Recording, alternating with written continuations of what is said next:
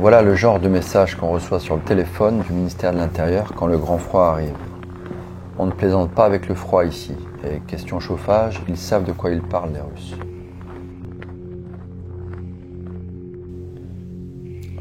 Dans l'esprit du chalet, je voulais un poêle à l'ancienne, avec des foyers en briques réfractaires, des portes en fonte, des façades en briques. Je voulais par contre que les façades soient blanches, donc je les voulais enduites à la chaux. Voilà un poêle qui m'a beaucoup inspiré par exemple, avec un four, une cuisinière, un compartiment pour le bois. Sur celui-ci, il y a même un lit, ce que je ne pourrais pas faire sur le chalet car la pièce est trop petite. Pour faire ce genre de poêle, j'ai consulté des spécialistes. Je ne les ai pas trouvés facilement et quand j'ai reçu les premiers devis, je vais vous les montrer, ce sera plus simple.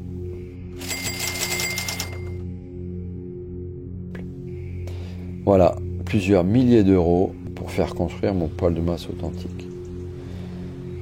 Bon, d'abord j'ai toussé et puis j'ai pensé pourquoi pas le faire moi-même. Alors je me suis un peu renseigné quand même. D'abord sur le feu, sur la combustion, parce que contrairement à ce qu'on croit, le bois ça ne brûle pas. Je plaisante pas, en fait quand on chauffe le bois jusqu'à une température de 100 degrés, le bois ne fait qu'évacuer son humidité. Même le bois qu'on dit sec, qu'on fait sécher 2 ou 3 ans, ce bois a toujours 15 à 20% d'humidité quand on le rentre dans un poêle. Ensuite, entre 100 et 150 degrés, les éléments du bois se décomposent et passent à l'état gazeux. Apparemment, c'est seulement à 225 degrés que commence la combustion des gaz. C'est à partir de là qu'on peut vraiment parler de feu. Les gaz brûlent, tout en produisant de la chaleur, et le tout monte en température, jusqu'à plus de 1000 degrés. Maintenant, le problème avec la combustion, c'est qu'elle est souvent incomplète. Ça veut dire que des gaz pourtant combustibles sont évacués par l'aspiration ou ailleurs. C'est donc de l'énergie potentielle qui part en l'air et en plus c'est de la fumée qui est polluante. Donc c'est simple, il faut faire en sorte de brûler tous les gaz, d'assurer une combustion complète pour avoir un poêle performant.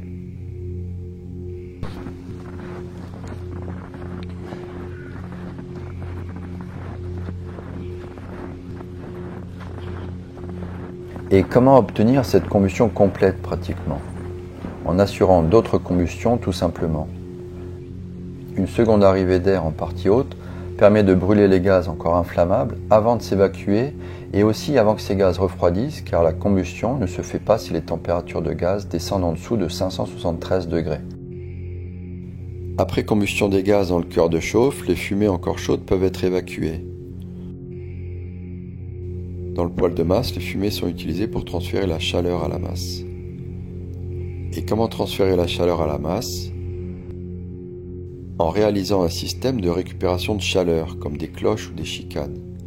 Les deux systèmes permettent de mettre en contact les fumées chaudes avec des surfaces de briques. Donc c'est simple, il faut faire en sorte de dimensionner la circulation des fumées pour chauffer le maximum de briques jusqu'à ce que les fumées soient refroidies, pour avoir un poêle performant au niveau de la récupération de chaleur.